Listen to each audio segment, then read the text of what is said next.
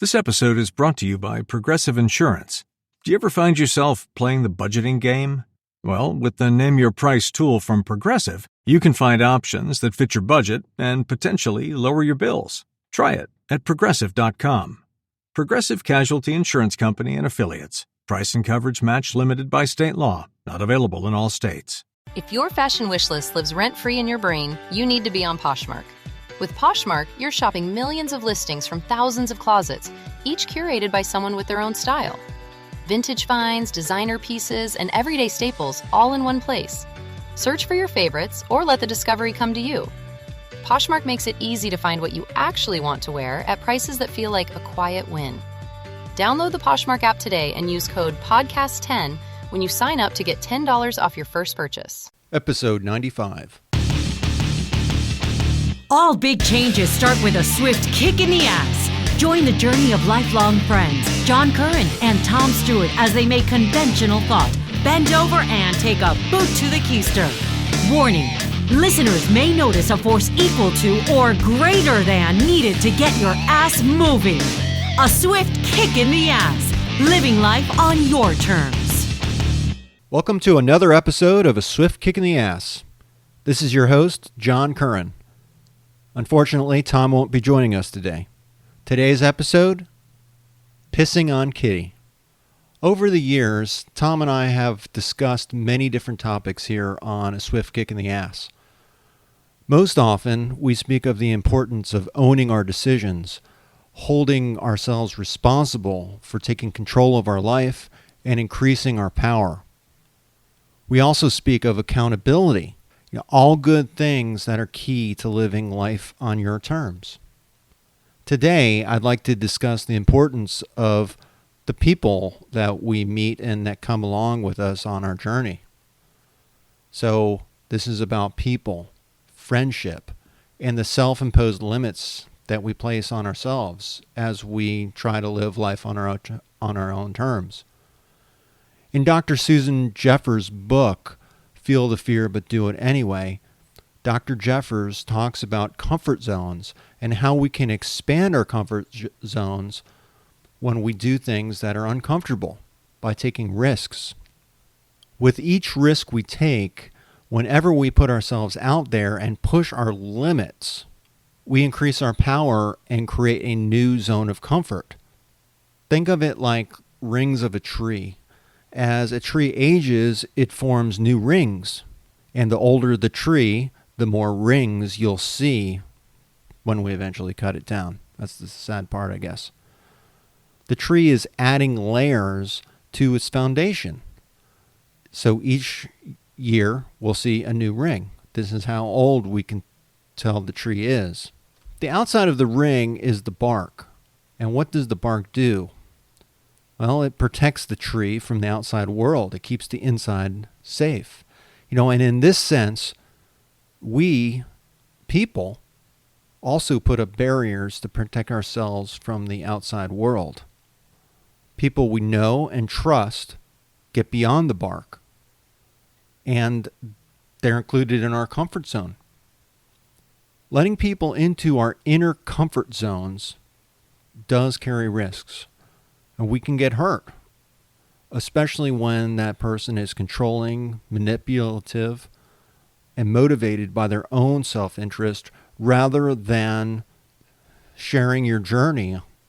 It's a risk that we allow ourselves to take when we get closer to others. Heartache, disappointment, resentment, hatred, and a whole slew of other negative emotions can result when we let the wrong people into our lives. Prior to meeting my wife, I fell in love with the wrong girl.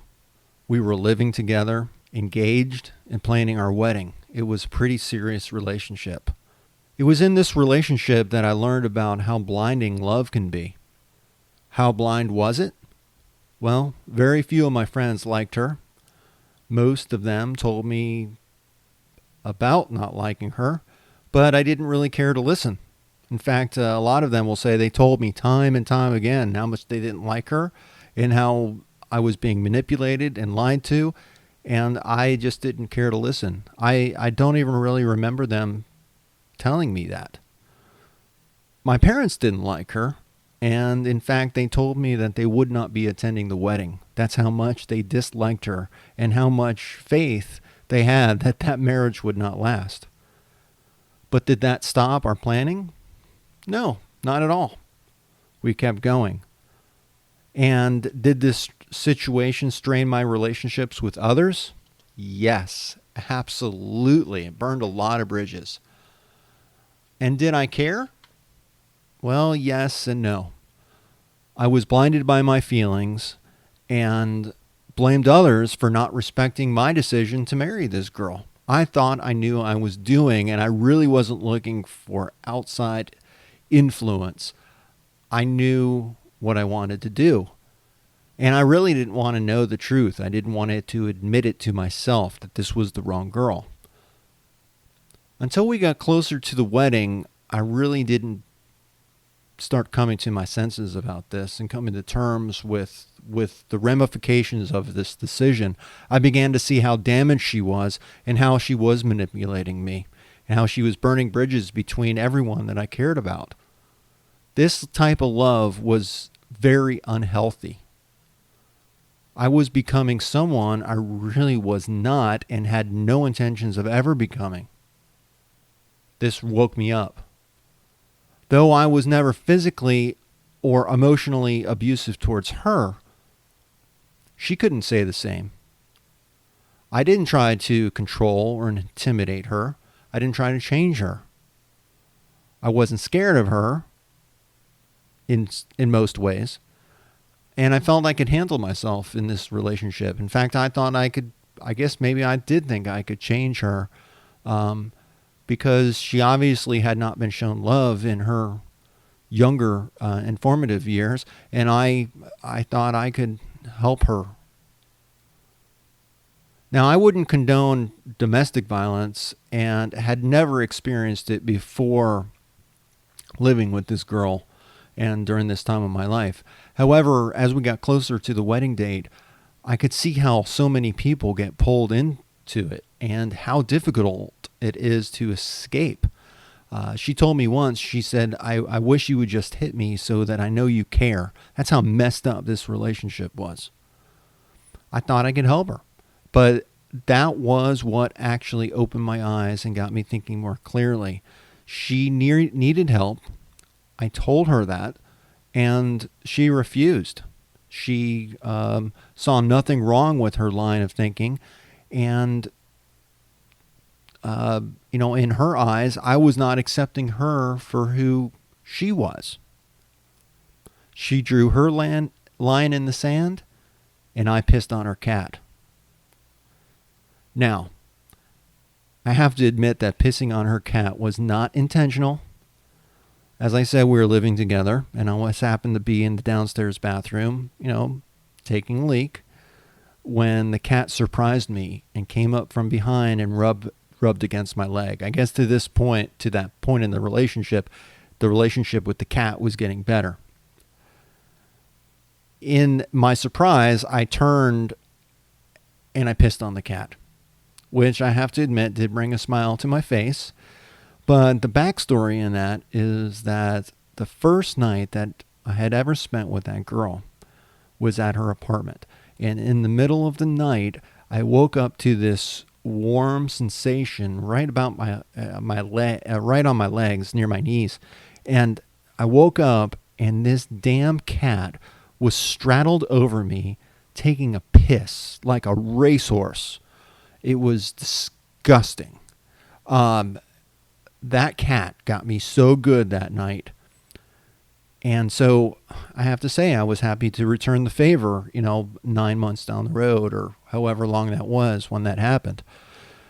But looking back at it now, even though it makes for a funny story, I should have seen that cat pissing on me as an omen of things to come.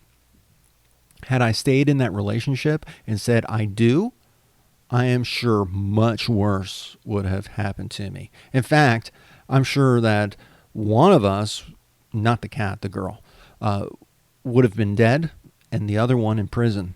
I hate to think of who would have been where. It was very unhealthy, as I mentioned. And calling the wedding off just 2.5 weeks prior to the date, especially in the state of Georgia, where if your name is on the lease with a member of the opposite sex, if you sign a year lease, it's considered common law marriage. So it was almost like going through a divorce, and it cost me about 15 grand to get through. And, 15 grand doesn't seem like all that much. But in today's dollars, that equates to about $25,000. Now, if I had the opportunity to do it all over again, I would have left that relationship when the cat pissed on me, honestly. But really, I gained so much, and I learned so much about relationships, and I wouldn't change a thing. I would have saved myself, I guess, the heartache of going through that, but I would not have changed pissing on that cat. That was a good thing. I got even with it. There are many stories I can tell about how that relationship went bad and what was so bad about it and how crazy it was. It would just blow your socks off. But it boils down to this. What some people see as love and caring isn't necessarily love and caring at all. It's manipulation and lying. It's control, not just an influence, in a very unhealthy way for negative reasons. Now, love should strengthen our support system. A marriage is bringing together friends and family as a public demonstration of your love and our public declaration of your love. It's not to isolate you from those that you love and care about. It should bring more people into the fold to share in that love. And we all love love. And the fact is that we need people in our lives, people we love and care about, and who love and care about us.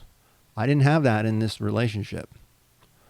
So, but having these bad relationships is part of our journey. I'm sure all of us have been in both good and bad relationships. And it helps us appreciate the good relationships when we have one.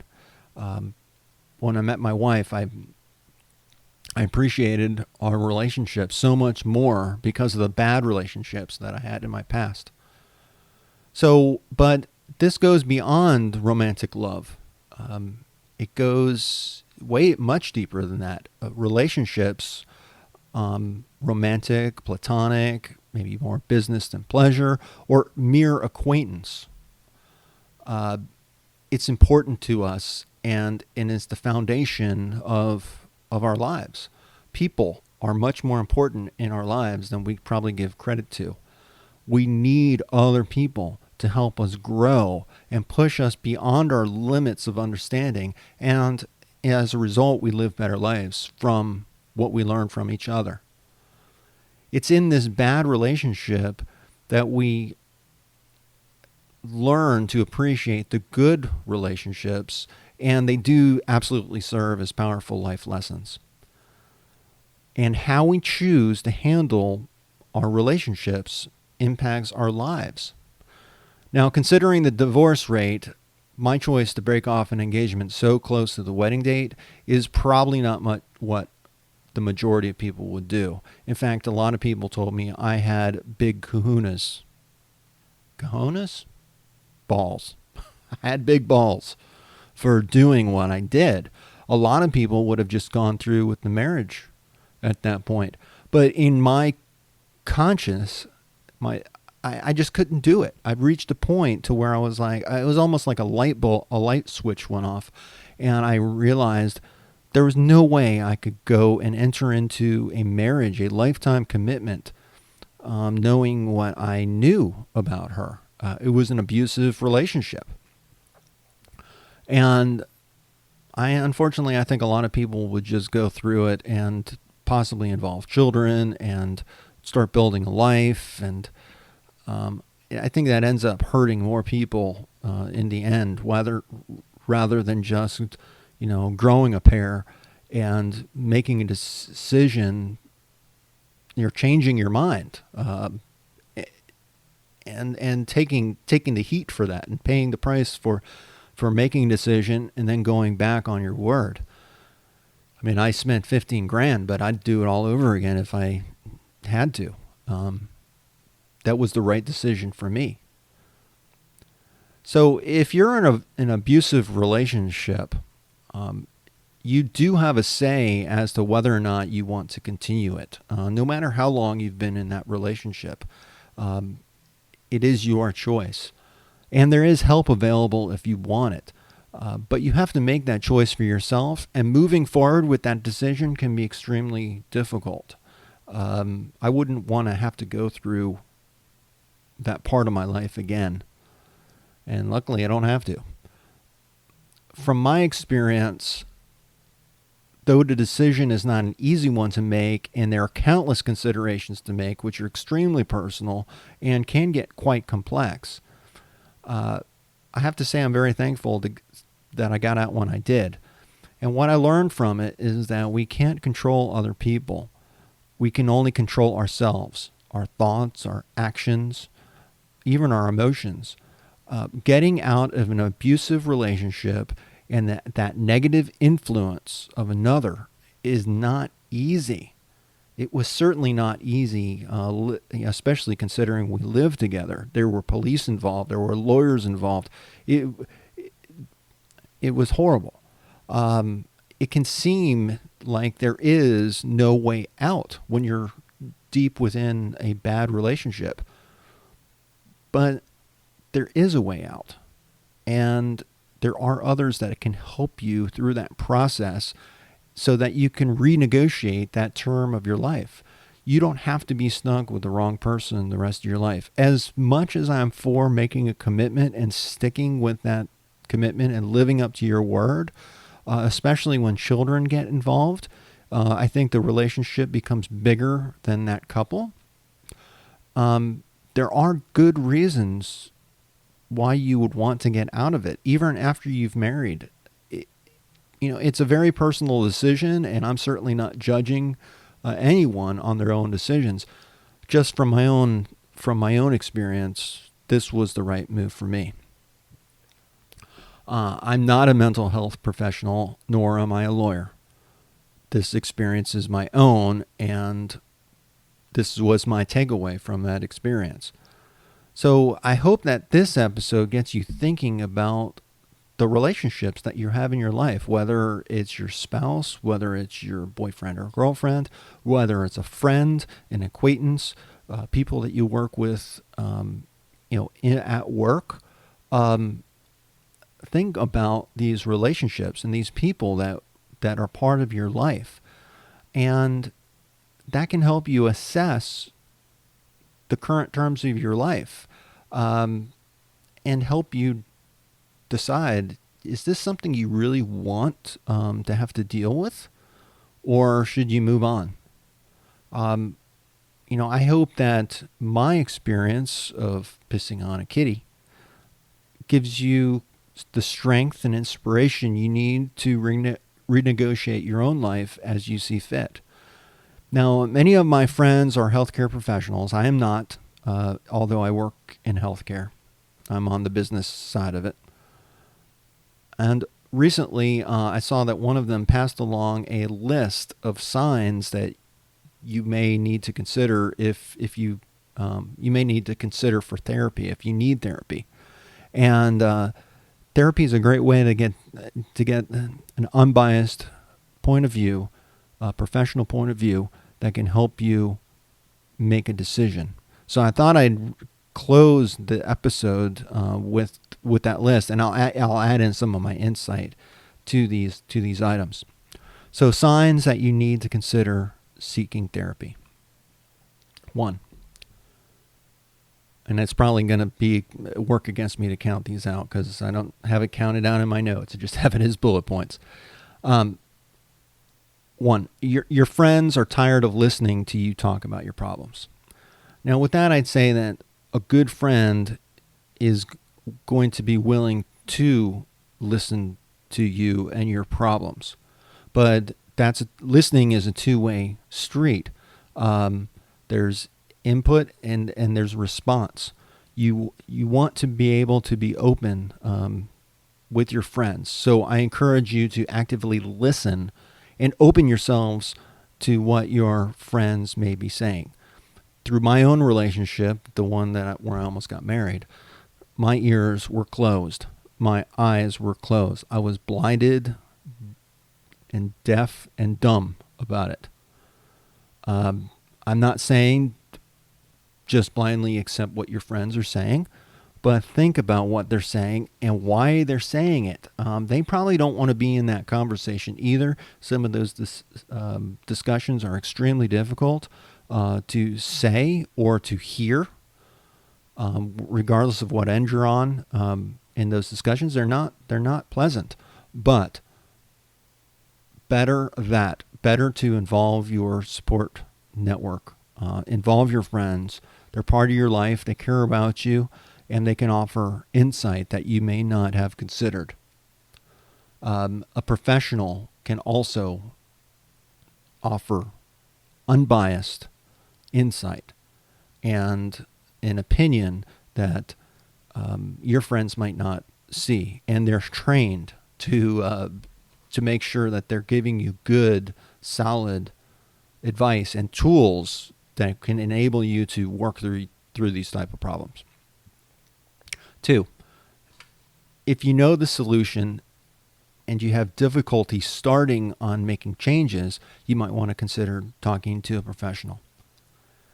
You may claim to others that you don't know what to do, but deep inside, I think that most people are just ignoring the fact that they know what the solution is, and they don't want to admit it, that it's a choice, because oftentimes these choices are not something they would want to make. It's not something they would want to do, but it doesn't matter if you like the choice or not.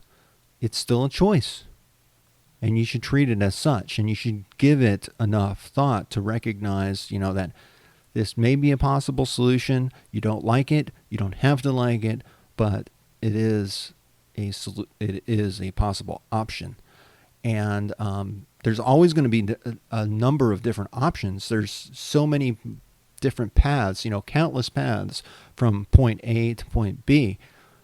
They may or may not be, it may not be a question of what's right or wrong. It might be more of a question of difference.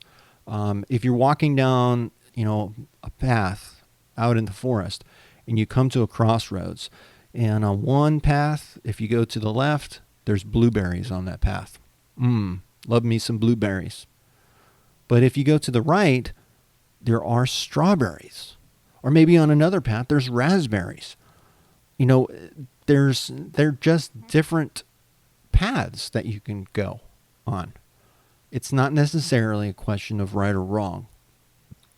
And there's no saying that you can't double back and take another path if you get tired of one, or if that path is not working out, or it's not what you thought it should be. There are always options.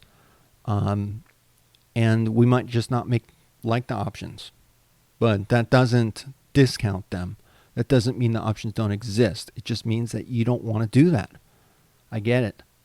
But in these difficult decisions, sometimes it's the options that we don't want to consider and don't want to do that are sometimes the best and the easiest way to truly make change in our life, if we can own up to it and then hold ourselves responsible and accountable, and live with the consequences of that decision. Number 3, you have no clue on how to get started to create a life you want.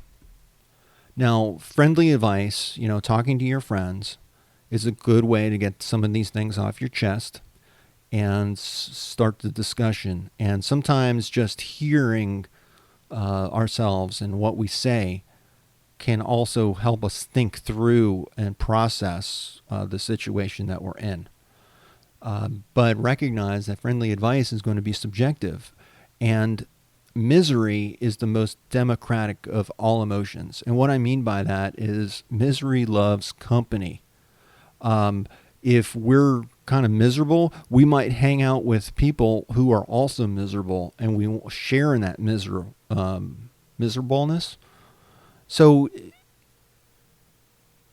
they might not be giving you good advice because they also like misery, and they might not know how to get out of it.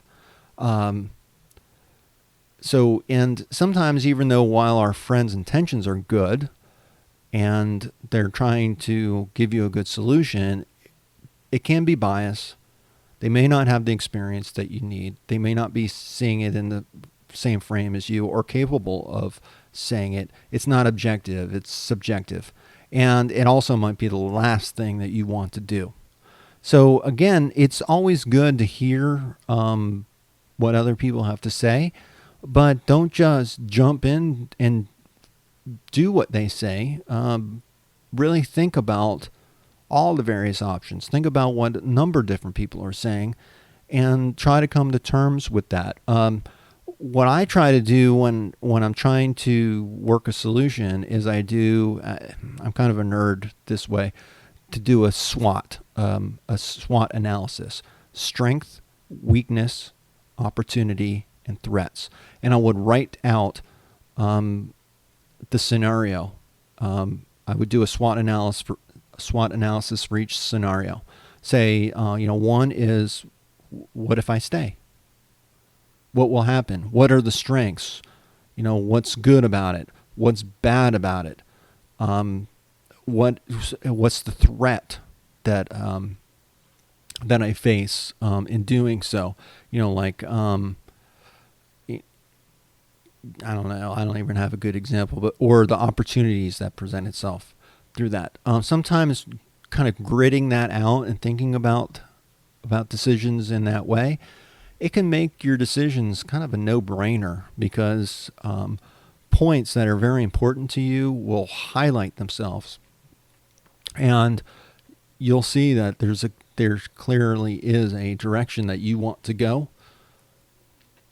But you have to grit it out and kind of compartmentalize your thoughts to make sure that you're doing it, and also realize that you may not be in a state of mind to where you're thinking very clearly too, and you might not be reading it correctly, and it may not be very real. What you're considering might not be very realistic, and that's where a good professional is going to give you objective information and kind of make you think about what is, and help you validate whether what you're thinking is real or not.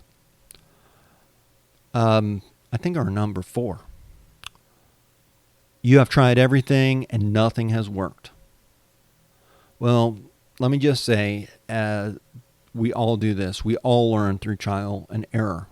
And not to be cliched, but cliches exist for a reason. There's a lot of truth and validity to them, in that winners never quit and quitters never win. Sometimes it takes a lot of trial and error to figure out the right way to do things.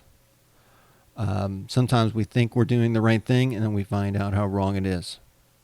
That's just life, and it can be really depressing when nothing you try works, when you're not getting traction on the change that you want. So much so that most people will just give up and stop trying. They'll settle for what they have rather than really going for what they want, and that is not what a swift kick in the ass is about.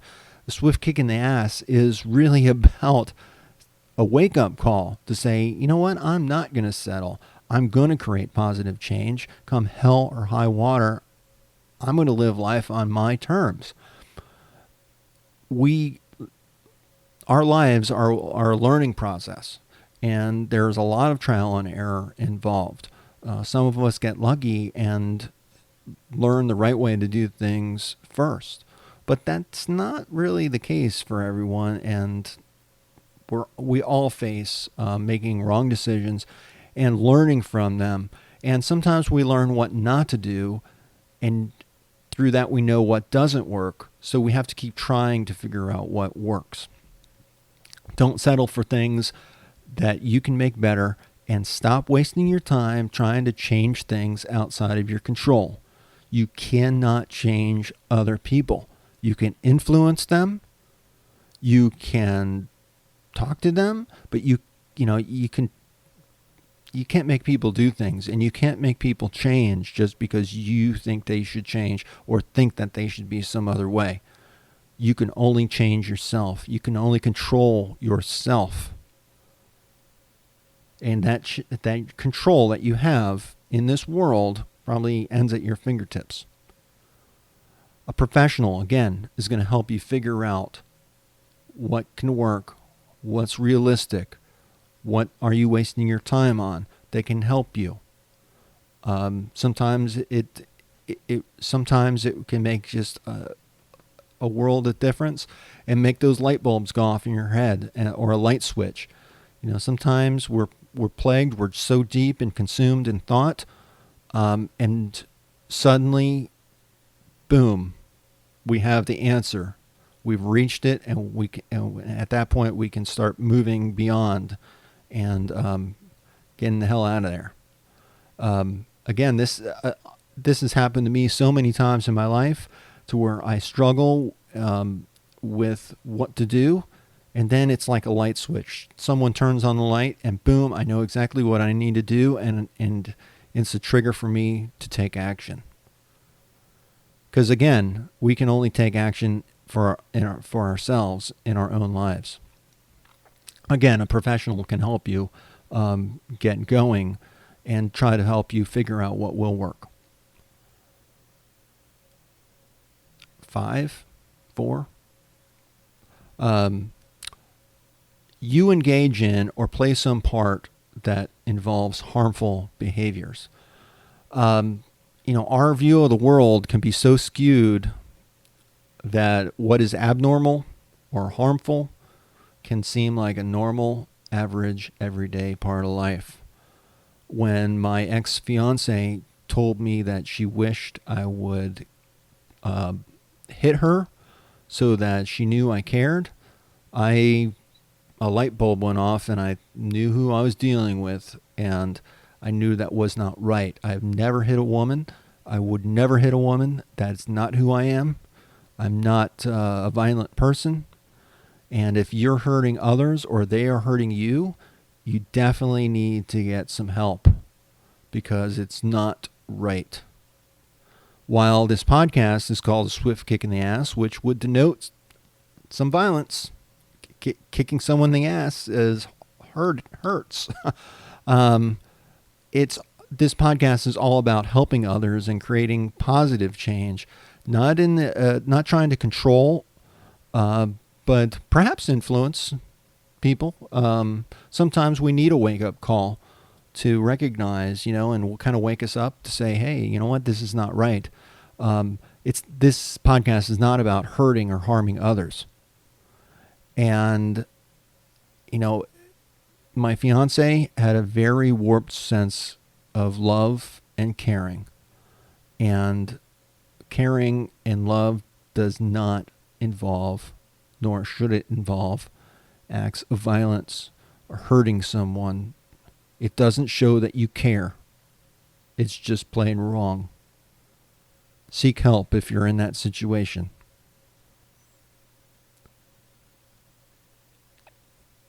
6, 7, I don't even know where we are here.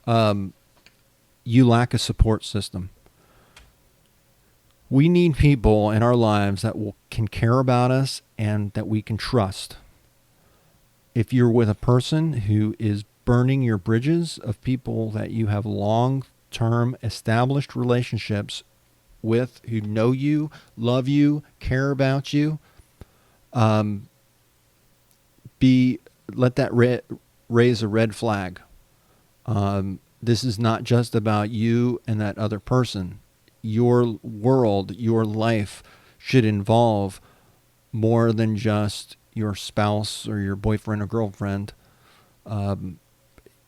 Your life and your world should include many different people who love and care about you and are not trying to harm you. And that was another red flag that I had when my ex-fiance was burning bridges between my long-term friends, who I considered to be brothers and sisters, my mom and my dad. They didn't even want to attend the wedding. She was systematically destroying the life that I had spent all those years building, and I can only imagine if I would have stayed in that relationship. Probably one of us would be in prison, or the other one would be 6 foot under. I don't know.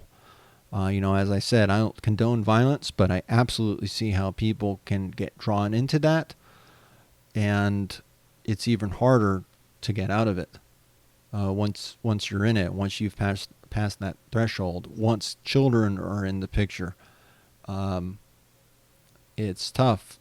It destroys lives. And sometimes getting out of it will destroy your life, and it'll have a negative impact on other people. But if it's not right and people are being harmed, you need to definitely consider that and get some help. Doesn't have to be that way. Having to let go of people I thought were my friends for this reason. They were doing more harm to me than good. Some people I really thought were my friends, and I knew in the back of my mind that the relationships were one-sided, that they weren't really true exchanges of friendship. I came to terms and I just said, hey, you know what? Being a friend is accepting people for who they are. And this is just the way they are, and I can accept that, and we're friends. Well, that's a bunch of BS. When it ends up hurting you in the process. Good friends don't hurt each other. They help you live better lives. They provide support. They provide love and caring. But it's got to be a two-way road. Of course, our friends are going to influence each other. But controlling one another, now that's a whole nother story. And just because your friends say you need to do something doesn't mean that you have to do it. That choice is yours. And letting go of some of the people who I thought were my friends, I can say it wasn't easy letting them go. There were some people that where I left it was I was going to hit them in the face. I was so upset about it. I turned around and I found myself smiling because I knew that was a good decision to let those people leave my life. And don't let them back in, because they're not going to change. And they are who they are, and that's fine. But that doesn't mean that you have to be involved with them. So if people are causing you harm or just getting you in trouble, think about letting them go and moving on and finding better friends, better people to share your life with. As I think about my life, yes, I've let some people go. And it's been healthy to do that. But my good friends, and I have a core group of friends that have gotten me through some of the darkest times in my life, and they're there for the good times as well as the bad times. It's easy to be a friend when times are good. And the way you really determine how good of a friend someone is if they're there for you during the hard times and how they treat you during those hard times. It's because of the support that I have in my support network that I'm very thankful for my friends, and I know I am who I am today because of their love and caring and genuinely positive influence that has helped me make good decisions and helped me live with the bad decisions, help me get through it and learn from it. And in the return, I do the same for them. And some of these discussions that you have to have, no one really likes to tell their friend that they're screwing up. At least you shouldn't be getting a lot of joy out of out of that, or they shouldn't be getting joy out of telling you that you're screwing up. Good friends can kid each other, and it's all fun and games, but when it comes right down to it, there's a lot of love and caring there with our friends. And the quality of our life is really dependent on these relationships. When we spend our time and effort making our friendships and our relationships better and stronger, life gets better. So that gets me through my list. I'd like to leave you with 2 quotes to wrap this up. I think they have a lot of meaning to me, and hopefully you get a lot out of it too. The first one is from Dale Carnegie. You can make more friends in 2 months by becoming more interested in other people than you can in 2 years by trying to get other people interested in you. I recognize that I can kind of be self-absorbed at times, but I always try to ask people questions and try to know what's going on in their life. The world doesn't revolve around any one of us. And it's easy to think that it does. It's much more difficult to recognize that, the world doesn't revolve around me or this one person. We're all in this together. And unless you can get input from the other person, you really don't know. So ask a lot of good questions, and also that's going to help you develop your relationship with them and help them see their point of view. And the last quote is Thomas J. Watson. Don't make friends who are comfortable to be with. Make friends who will force you to lever yourself up. And that means is that our friends, they make us better people. They move us beyond who we are today and help us grow as people. And they can help us live by our terms. In fact, our friends are one of those terms of our life that we can renegotiate. Just because you think someone's your friend right now, if they're doing you harm or getting you into trouble or some other negative consequence of having them in your life, I'm not talking about them going through a rough patch. We all go through rough patches, and we need to be there for our true friends when they're going through rough patches, so they'll be there for you during yours. This, again, is a two-way street. But we should always be building each other up and helping each other live the way we want to live. And it's not up to them, it's up to us. Again, we're influenced by our friends, but we should not be controlled by them. So, again, I don't advise against pissing on a cat, but it was fun, and it was getting back at that darn cat. I did actually, after I did it, I did realize what I had done. And my fiance was upstairs, and I thought, oh, crap, I just pissed on the cat. I better get a towel and dry the cat off, or there's going to be all sorts of questions. And I ran after the cat with the towel, and the cat ran upstairs, and the ex-fiance asked me, she said, why's the cat all wet? And I was like, I don't know. So I'll just leave you with that. Hoping Tom will be back on the podcast on one of these future episodes. He's doing well, and he's actually helping others through a group associated with Gilda Radner, and he's supporting other cancer patients and helping them. And he's getting a lot of doing a lot of good, I think, in that space, and it's really helping him. I know he enjoys doing that. So Tom has not left the building. He will be back. I'm keeping his seat warm while he's out. So until next time, this is your host, John Curran. We hope you've enjoyed this episode of A Swift Kick in the Ass, and that today's topic inspires you to get your ass moving and living on your terms. Please take a moment to rank this episode on iTunes or wherever you get this podcast. Follow us on Facebook, Twitter, and Instagram. Visit our website at aswiftkickintheass.com. Have a great day.